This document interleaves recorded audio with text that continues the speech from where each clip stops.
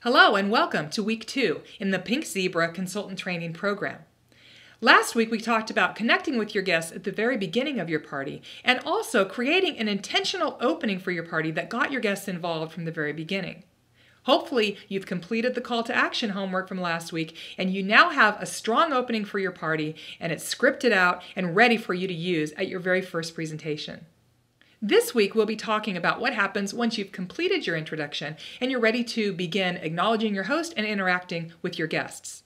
Let's begin by looking at how you acknowledge your host and a great way to get your guests involved in that process as well. Let me just start by saying I always wanted to make sure that my host felt like the most important person in the world to me during her party. Your host is the catalyst for success or failure, and she really can make or break that party experience for you. So this is important. I always made sure that my host felt acknowledged by me, and I wanted to shower her with as much acknowledgement and praise as I possibly could. What I want to do now is share a 3-step system with you for an easy way to do that. Step number 1 in this process is acknowledging your host with a gift. This doesn't need to be anything fancy or expensive. Really, it's just a simple token of your appreciation, gift wrapped or at the very least placed in a beautiful bag, or both. I generally kept the value of this gift below about $5, and I did that mostly because I wanted to make sure that I was staying duplicatable. If you're giving each host a really expensive gift, they might think that they can't afford to do what you do. So be really careful about what you choose for this gift. It really is more just a token of your appreciation.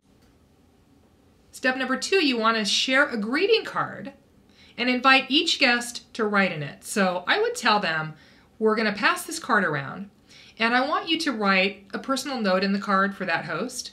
And I started off by showing them what I'd written and making sure that they knew that I'd written something to her, thanking her. And then step number 3 is you're going to ask the guest to share one word that best describes the host. And essentially they're going to add that word to their note in the greeting card as well. So I started them off by sharing the word that I'd written. I'd say, so my word for Karen is gracious, because she's just been so wonderful to work with the last few weeks, and she's really been a gracious host, and I've really enjoyed getting to know her.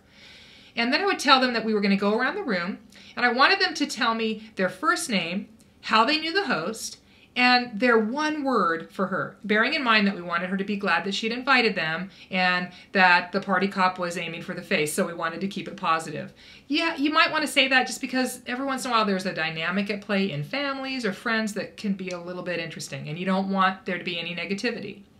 This is really a great way to get people interacting from the very beginning, and also to learn their names, because I would tell them, tell me your first name, how you know the host, and then your one word. And when they gave me their name, I always found a way to kind of create a hook in my head to remember that name.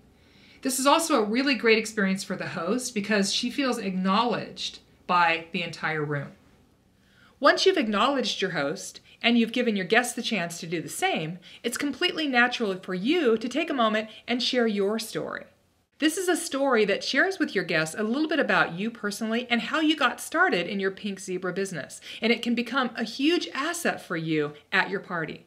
I want to spend some time here and talk you through creating your story and then share with you how you can use it to increase booking and sponsoring results during your party.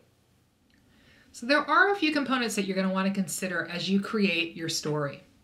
First and foremost, you want to make it personal. Share some things about yourself and your life, your family, so that they really feel like you're introducing yourself and they're getting to know you a little bit.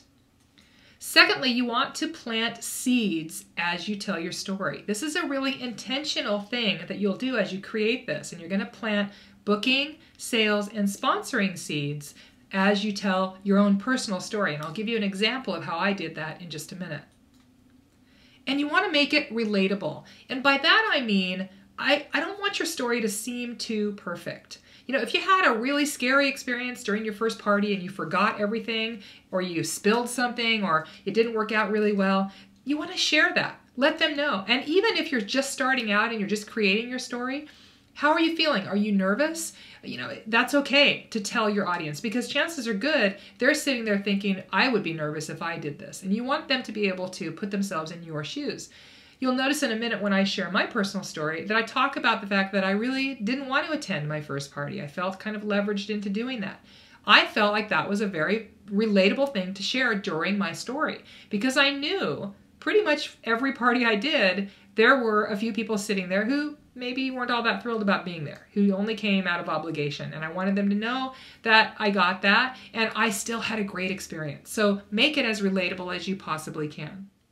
I want to share my story with you, the one that I used when I was a direct seller. Now, obviously, this story is unique to my circumstances, and so yours will be different, and the worksheet that you're going to be doing as part of the homework for this training will help you create your own personal story. But this will just give you a bit of an example about how it might sound when you weave in all the things that you'll discover as you do that worksheet. So this is how my story sounded.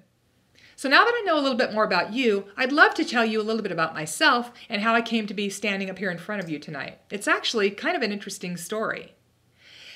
I've been living here in Walla Walla for about 2 years. I have 2 little boys, Sam and Eli, and my husband and I moved here a couple of years ago because we wanted to raise our kids in a smaller community.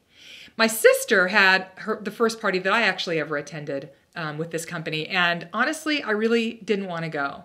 You know, I've been to these home parties before. I really didn't have a lot of money to spend, but my mom sort of made it clear to me that I was expected to come. So I showed up and I had really surprisingly a great time. You know, I kind of sat in the back, was ready to leave early, and before I knew it, I found myself really enjoying myself. I was having fun. I loved the product, and it really became clear to me that this was going to be a different experience. My sister was the host that night, and she ended up getting so much free and half-price product. I really couldn't believe it.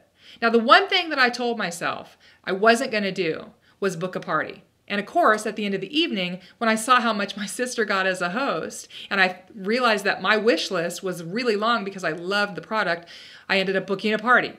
I had a great experience at that party, got a ton of free and reduced product, learned during my party that the company had a guarantee that was amazing, and I just really found myself falling in love with these products. So at the end of my party, when the consultant said to me, "Have you ever thought about doing what I do?" I couldn't believe I heard myself actually saying yes.